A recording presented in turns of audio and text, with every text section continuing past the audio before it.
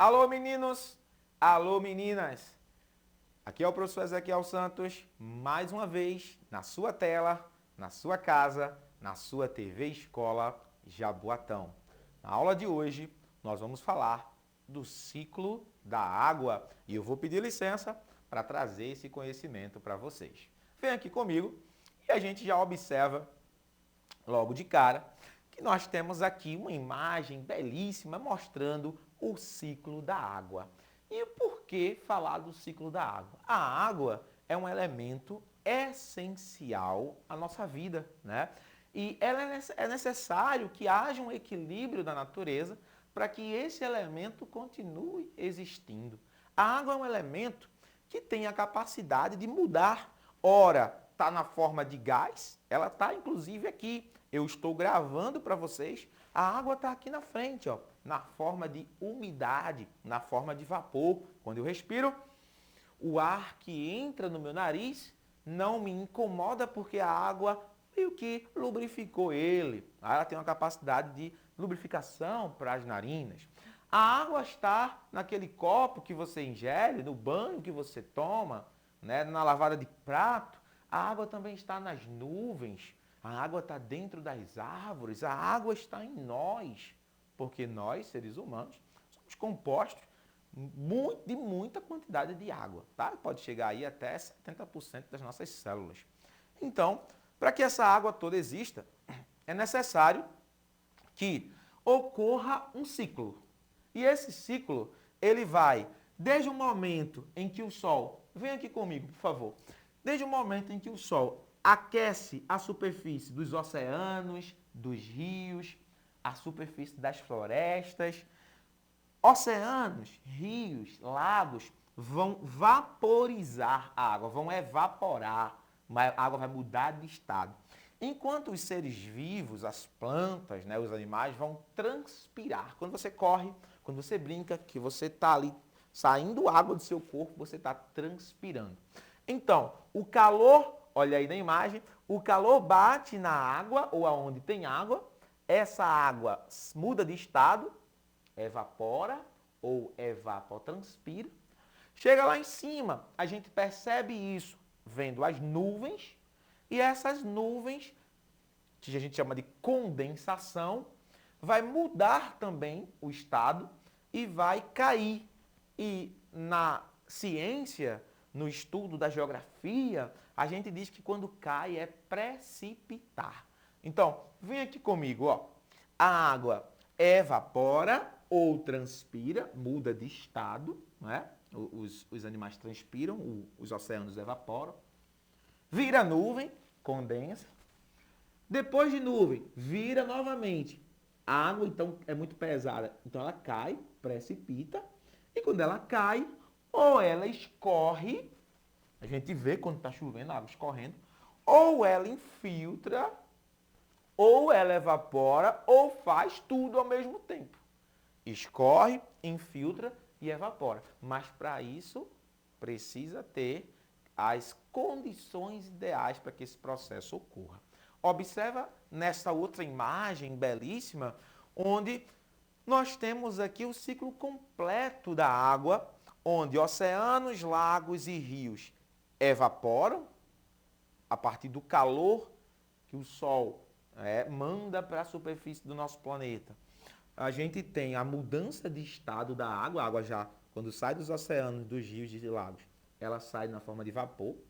A gente vai ver isso nas nuvens. Quer ver uma experiência legal? Quando sua mãe estiver fazendo o café ou fervendo alguma água, você fica lá perto dela observando a chaleira, a panela. Então você vai ver que dentro da panela a água vai estar ali, ó, borbulhando. Você pede para o seu responsável lhe mostrar, não vai fazer isso sozinho, porque não pode causar um acidente. Depois você vai ver de longe que tem uma fumaça saindo, de longe mesmo, porque essa fumaça machuca, tá? Você vê de longe que tem uma fumaça saindo da chaleira. Essa fumaça é água mudando de estado. E aquela nuvem que está saindo ali, a nuvenzinha que a gente vê. Quem é a grande chaleira da Terra? O oceano. O oceano, os rios. Quem é o fogo que acende? A luz do sol. E quem é aquela fumaça da nuvem? Quem é a fumaça que sai da chaleira? As nuvens.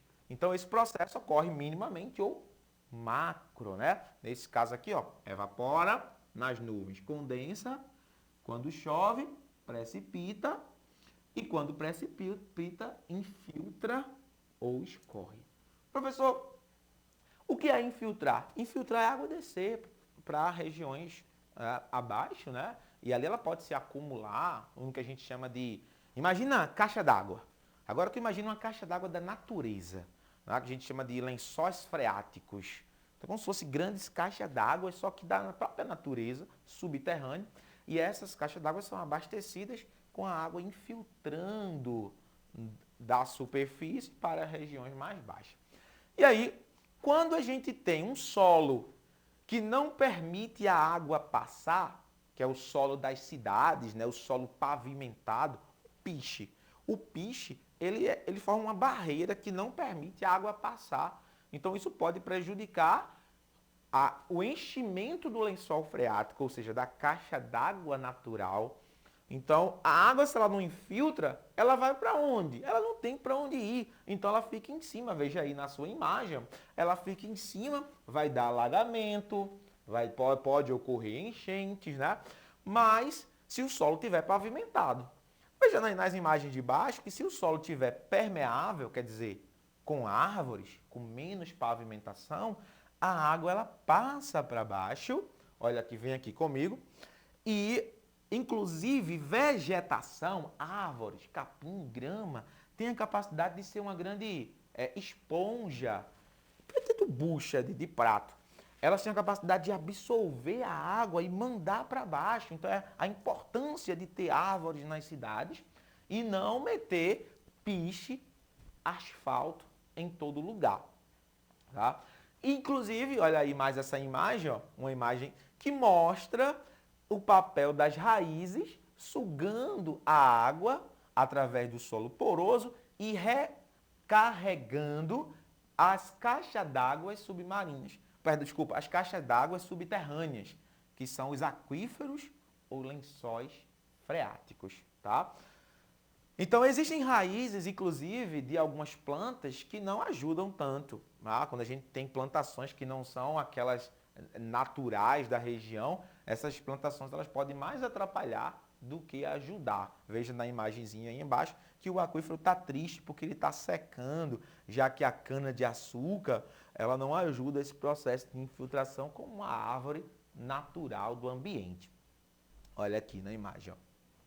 Inclusive, máquinas pesadas podem destruir o espaço que a água passa ali. A máquina pode compactar, o peso da máquina pode fechar os buraquinhos, os poros nos quais a água passa para recarregar os aquíferos ou lençóis. Professor, o que é aquífero ou lençol? Lembra? Caixa d'água subterrânea. Quanto maior essa caixa d'água, mais a gente chama de aquífero. Quando ela é um pouco menor, nós chamamos de lençóis subterrâneos. E aí o Brasil é o país que tem as maiores reservas de águas subterrâneas do mundo. Tá? Os dois maiores estão aí na sua tela. O SAGA, que é o Sistema Aquífero Grande Amazônia, que tem um volume de água gigante aí, de 162 mil quilômetros cúbicos. E nós temos o aquífero do Guarani, que fica na região sul, sudeste, centro-oeste, que o Brasil também divide com outros países, como a Argentina, o Paraguai, o Uruguai.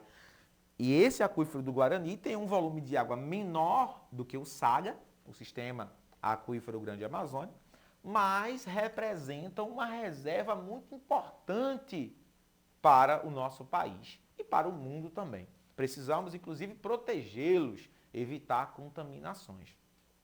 E aí, quando a gente tem o solo impermeável, quando a água não passa, acontece isso aí, ó, acúmulo de água que pode gerar inundações e isso atrapalhar o dia a dia das pessoas porque o solo não permite que a água passe por conta do piche. Gente, é muito comum nas nossas cidades, quando chove, nas áreas onde tem piche, quando as galerias estão entupidas, piora ainda mais porque está entupida, lixo jogado da maneira errada, tá?